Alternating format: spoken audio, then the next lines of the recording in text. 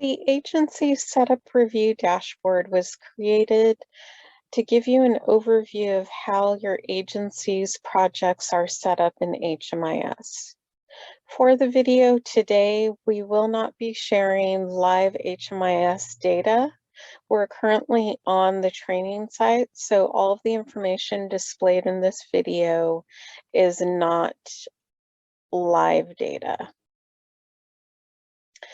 In the agency setup review dashboard, there are three sections. There's the program descriptor data, funding sources, and bed inventory sections. In the program descriptor data section, you'll see here that this contains information regarding the various projects for your agency.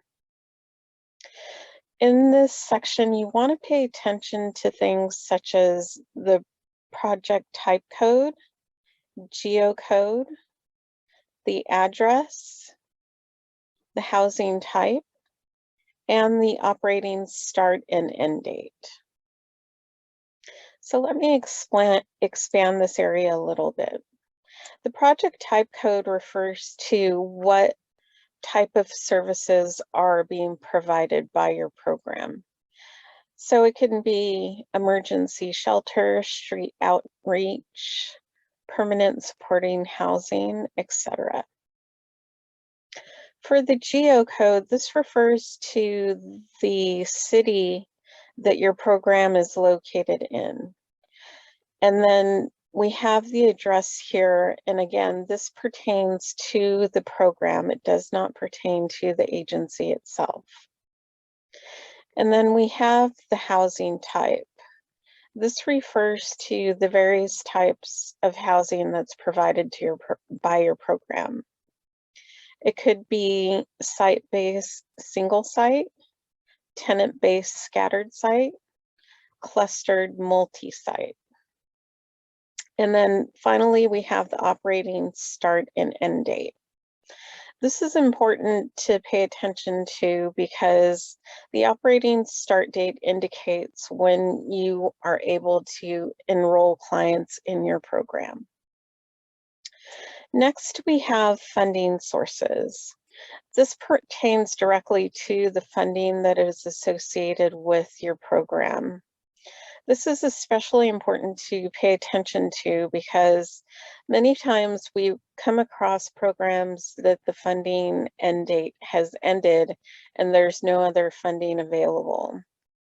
So it's important to pay attention to the funding end source date and the grant end date.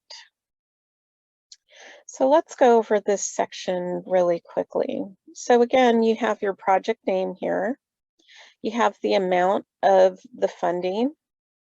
The funding source will vary depending on your projects. So we have here in this example, local funding, HUD, HOPWA, short-term rent and mortgage, HUD, ESG, street outreach. So it's important to indicate when you're submitting your tickets to us for your project that you have the correct funding source identified. For non-federal funding sources, these are our private funding, city funded, and other types of local funding that are not covered in the HUD or federal funding. The funding start date is when the funds were allocated. Usually this corresponds to the operating start date for your program, as you can see here. Next is the funding source end date. And as I said before, the funding source end date is important if there is one. If there is a funding source end date, you want to have a new start date of funding so that you have a continuation of that funding source. It's important that this is updated throughout the year. As I said, we do have funding sources that we've run across that have ended, and it's important to update this. So you want to pay special attention to this location. Next is the grant amount, grant identifier, and grant start date and end date. You can have multiple grants associated with a program. So if there were multiple grants, they would be noted in this area.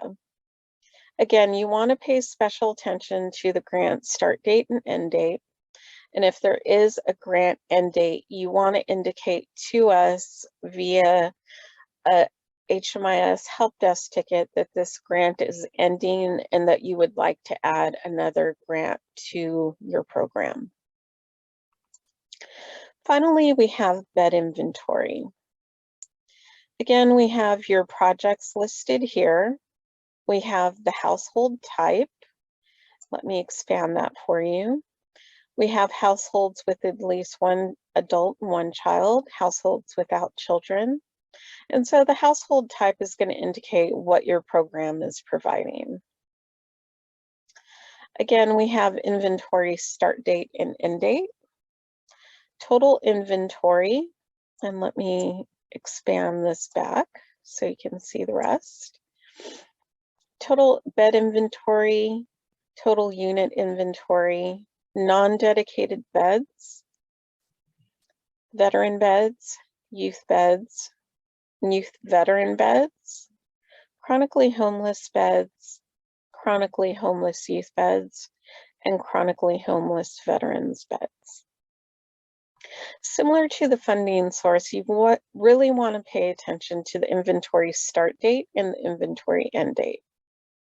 Many times there is no inventory end date, but there have been cases where we've run across inventory end dates and the inventory was not updated.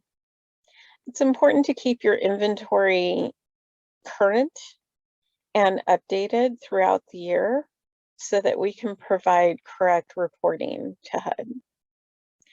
If you have an inventory end date that is expired, please submit a help desk ticket to us so we can update your bed inventory in HMIS.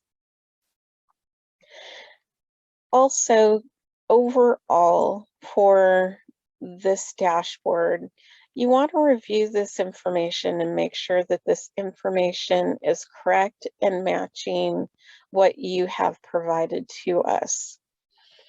As we've gone through, the project setup, we understand that a lot of this information isn't visible to you. And that's why we wanted to provide this dashboard so that you have this information available and you can review it. Thank you for watching this video.